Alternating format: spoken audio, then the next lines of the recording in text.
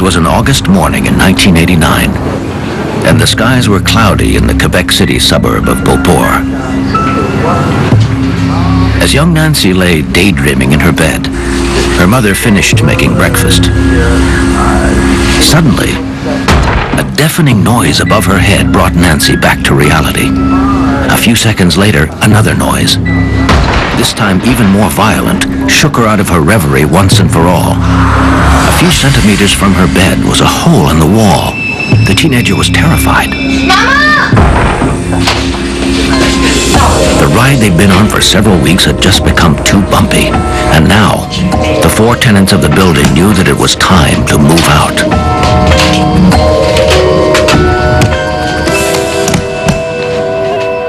One has to remember that something special happened in Beauport near Quebec during the summer of 1989.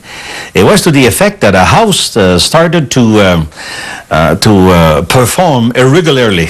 Precisely what's going on in this house. Well, the wall is moving back and forth, just like that. And then it makes a kind of noise, like that. Oh, cow, it can't get any better than what you're seeing right now before your very eyes. We were skeptical ourselves. We thought that someone was knocking from the other side, but the police bore witness to the fact that there was no one in the other apartment. People living inside this house started to observe different strange phenomena. Of course, it scared the daylight out of them, and they started to look for answers. What the hell is happening? Mrs. Godbout was the first one to hear a loud bang coming from the wall that separated her apartment from her neighbor's. The impact was so strong that the plaster was coming off the wall. Mrs. Godbout thought that Mrs. Cochran was responsible for the noise. In the 48 hours that followed the first bang, the residents of the dwelling on Monseigneur Gauthier Street heard 19 more. The house shook with the force of each one.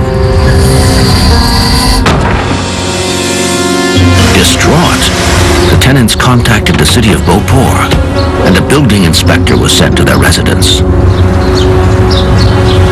While I was there, one woman said to me, "It just happened again." Then she said, "Just wait, Mr. Dubé, and it'll happen again." She told me, "Place your shoulder against the wall and you'll get a taste of what it's like." I heard cracking sounds like pistols going off. And so I leaned my shoulder against the wall, and then all of a sudden it hit. I was struck so hard, I was really dumbfounded. I could attest that there was something abnormal going on in that house.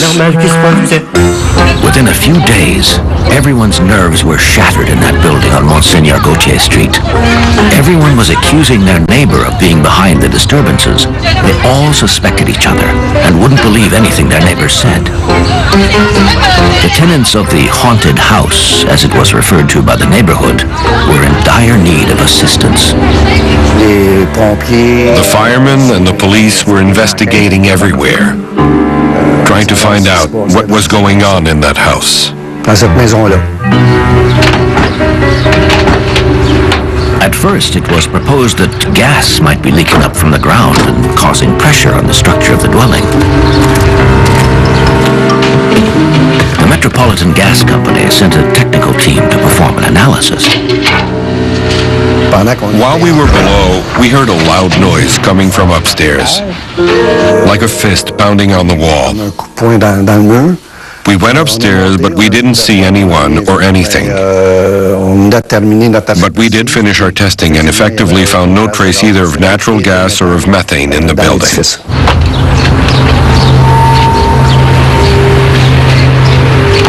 A team of reporters from a local TV station who had heard of the case interviewed a geological engineer who thought that perhaps the clay soil was responsible for the shaking of the building.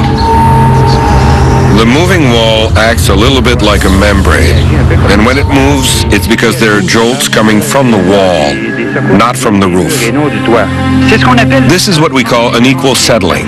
Because of a lack of precipitation, the soil dries out, thus causing the walls to put pressure on the membrane.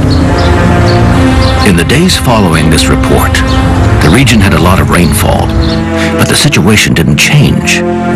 Also, if the ground had anything to do with these noises, why weren't any of the other houses in the neighborhood experiencing the same thing?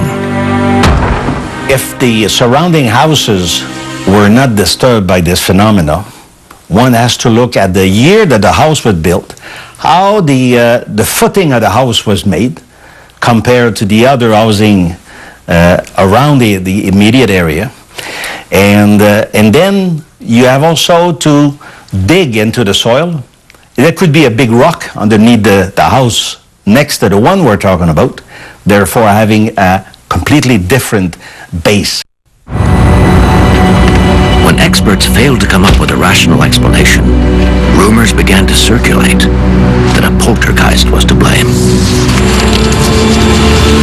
On the afternoon of August 4th, the city of Beauport ordered an evacuation of the premises to ensure the safety of the occupants.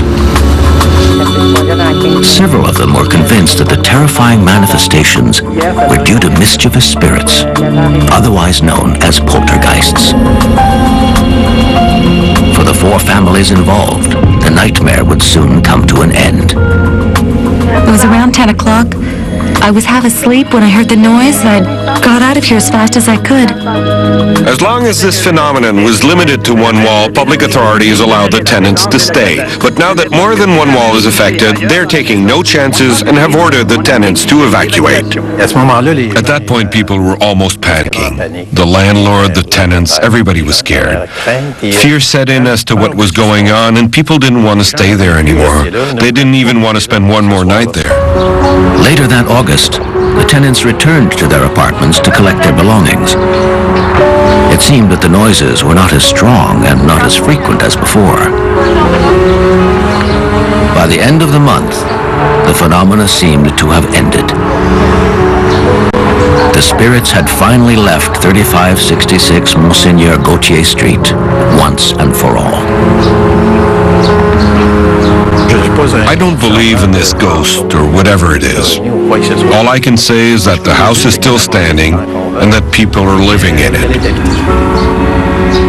To my knowledge, it is very feasible that the fact that we had a very, very dry summer in 1989, the Beauport phenomena is something that is very natural to explain, but certainly not supernatural.